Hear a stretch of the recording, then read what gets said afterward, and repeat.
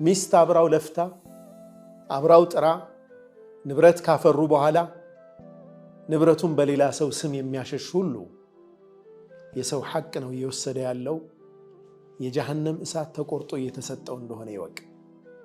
ማስረጃ ላይኖራት ይችላል እቺ ምስኪን እናት።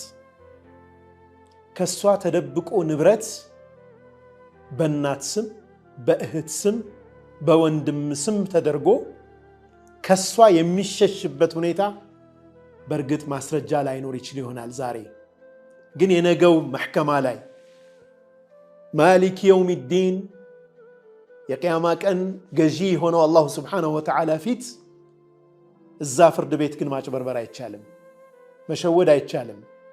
የውመ ቱብለ ሰራኢር ድብቅ ሚስጥሮች ሁሉ ግልጽ የሚወጡበት ዓለም ላይ ያኔ መደበቅ አይቻልም።